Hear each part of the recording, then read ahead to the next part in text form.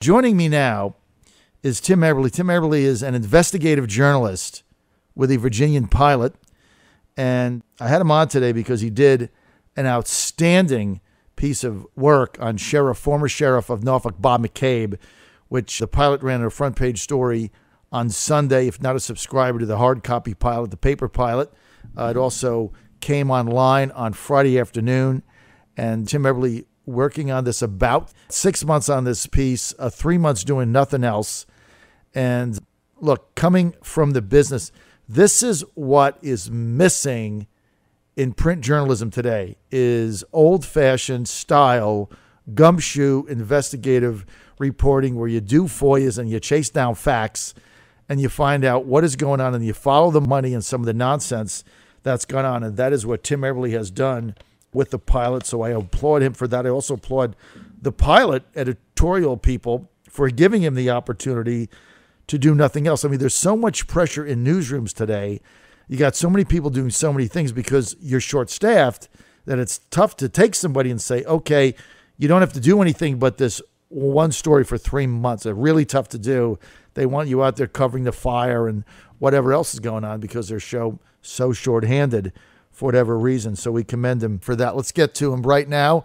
Tim Eberly from the Virginia-Pilot. You can read him, Pilot Online.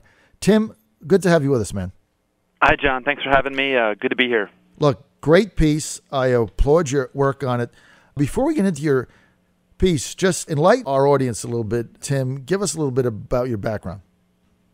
I came here to the Hampton Road, to the Virginian-Pilot in the fall of 2013. I came from the Atlanta Journal-Constitution, where I'd worked for about 6 years, 5 of that on the investigative team. So when were you at the AJC? What time frame? 2007 to 2013. Okay, so back in those days, I was the publisher of The Beacon in North Fulton. We competed with you guys to a certain extent. I don't remember you specifically, but I remember you always did good work. So you've been here since 2013, and what is it that got you on the Bob McCabe story? Kind of walk us through how you got on it and how you went about it, Tim. I had been working on another story that I was about 80 to 90% done, and I had been helping out our court reporter on some of the Anthony Burfoot coverage. Mm-hmm.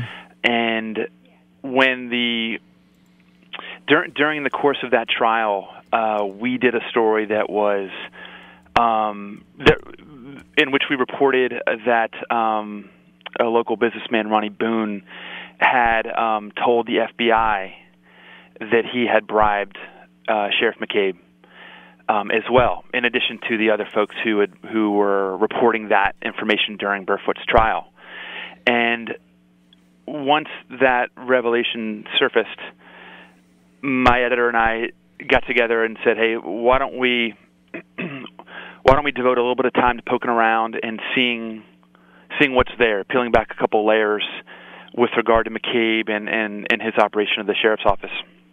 At that time, he was still the sheriff and was adamantly, denying any kind of bribery or quid pro quo with Ronnie Boone, and so that was probably December. Right. And so I spent a couple weeks, a little bit before, a little bit after the holiday, poking around on McCabe, trying to develop some sources in and around the sheriff's office, folks who, were used to work there or still do. And within about 2 to 3 weeks, I had enough information to advocate to my editor that we should put down the story that I was working on and focus exclusively on McCabe. And he agreed, and so that's what we did. We dropped the story that I was working on, and I went, 100% scrutinizing McCabe, and really doing that, digging and scrutinizing of him and his operation of the sheriff's department. Okay, and look, part of this was driven by the fact that Bob McCabe ran for mayor. Obviously, you went through the Burfoot thing, or some allocations were there. Somebody said he had given McCabe a bribe also. but wasn't part of this stimulated by the fact that McCabe lost the mayor's race, announced he was going to run for re-election for sheriff again, and then abruptly just resigned out of the blue? No, because I had been looking into him for 2 or 3 weeks before he did the resignation. Before he announced he first announced his resignation, but then didn't leave office for like another month or two. Mm-hmm. I think he left in early February, and so we were already, scrutinizing McCabe and had been filing FOIAs and really kind of peeling back layers well before he announced he was stepping down.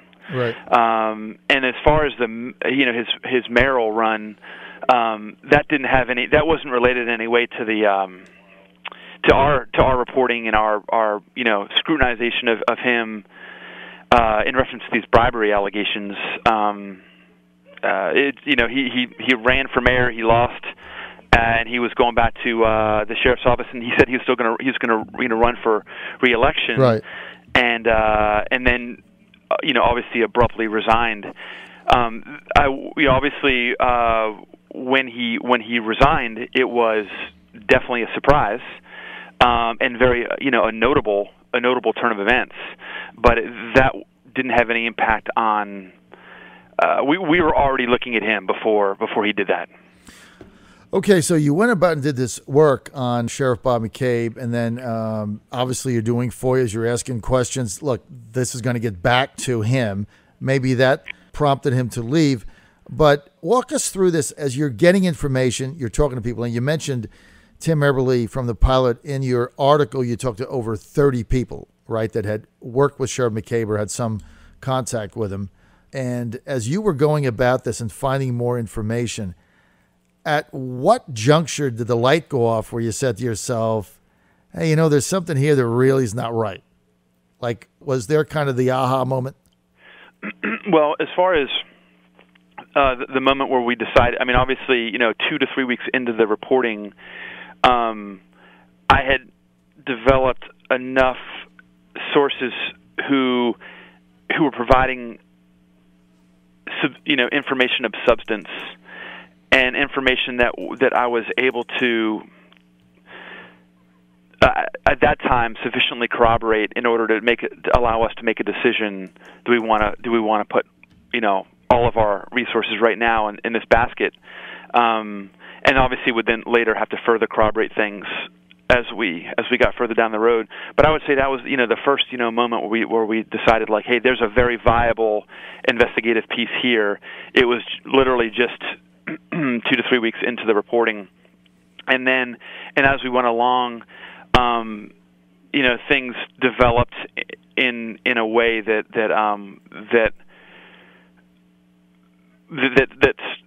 strengthened the threads of the investigative piece, where others, right. The source tree developed further. And you mentioned talking to 30 people. I actually did, speak, get in living rooms and, have lengthy phone conversations and meet in coffee shops or at restaurants with about 30 people, but was essentially reached out to more than double that. It was I filed a FOIA, a Freedom of Information Act request for employee data, the Norfolk Sheriff's Office, for all current employees and all former employees. Right. And when they left, when they started, what their salary was, what their job was, that kind of thing.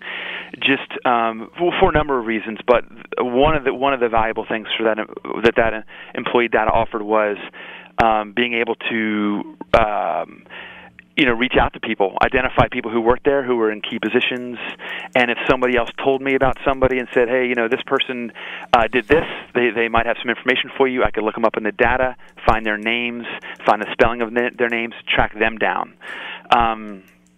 And so, right, so it was very much, a lot of these investigative pieces are data-driven, right. or records, Right. you build the framework of investigative pieces on public records, and this one certainly had records and data, but it was really largely tracking down sources and getting corroboration and verification of information that they provided me. So it was really sort of unique in that sense as an investigative piece. As I was reading this, I was thinking to myself, wow, are there other sheriffs in the area in Hampton Roads or Central Virginia that could be involved in this kind of stuff? I mean, using inmates to work on your house, using the deputy's office as kind of your campaign, catch-all, go hand out flyers, giving plum jobs out for your own thing. I mean, you think this is exclusive to Norfolk and McCabe, or does your gut say, yeah, there might be other instances out there in the area? Well, I that's the kind of thing where I don't sound off on unless I have done the reporting first. But I will say that sheriffs in Virginia are constitutional officers, and they don't report to anyone. Right. And so they can hire and fire at will. Right. And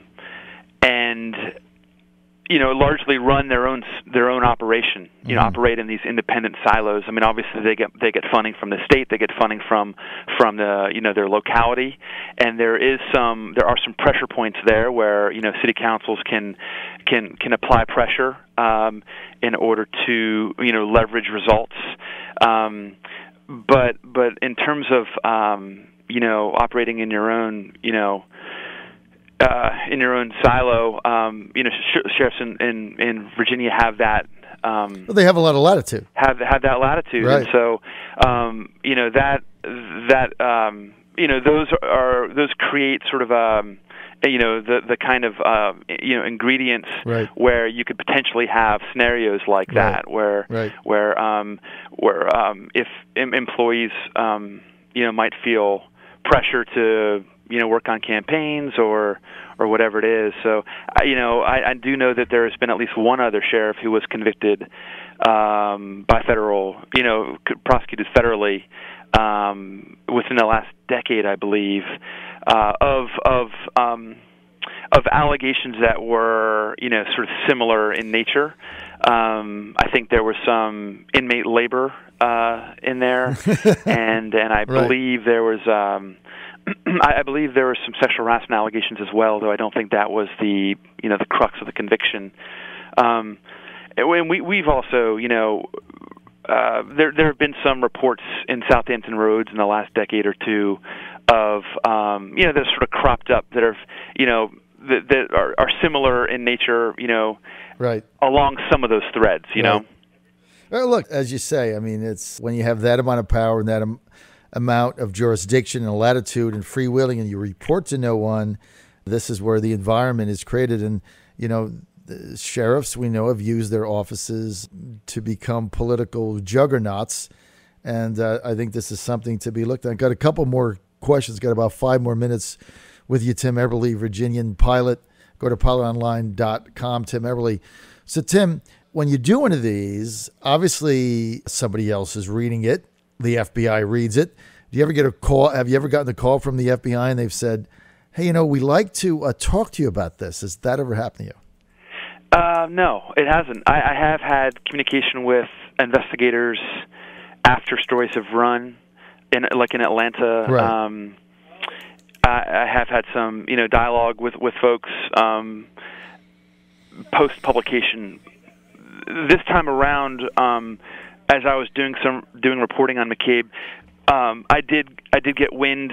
Some of the folks that I had talked to had also been, and I think you if you remember, if you were able to read the entire story on right. McCabe, the end of our story mentions that some of these folks are now getting knocks on the door right. from FBI agents. Right. A couple of the folks that I talked to during this reporting got approached and knocked on the door from FBI agents, and so I was made aware during the reporting process that they were aware that I was nosing around, and I did hear some feedback from the sources about that that what they said the FBI agents told them about my reporting and about the overlap, the fact that we were, in some cases talking to the same people. Let's get to this company, Tim, Correct Care Solutions, giving the amount of money they did to McCabe and these other politicians. Correct Care Solutions, they're a provider for jails. When you get this kind of money in your campaign from a company that you're directly, making decisions on whether or not you use their services, don't you find that odd?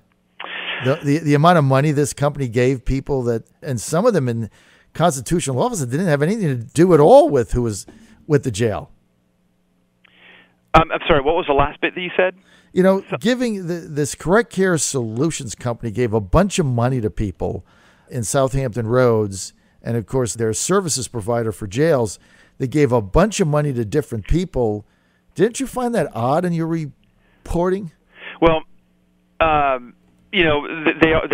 obviously donated a generous amount to McCabe, and if you looked at the data of vendors and the elected officials whose offices they have contracts with, you're going to see vendors who do business with an elected official very, very frequently donate to their campaigns. Mm-hmm. That's not odd at all.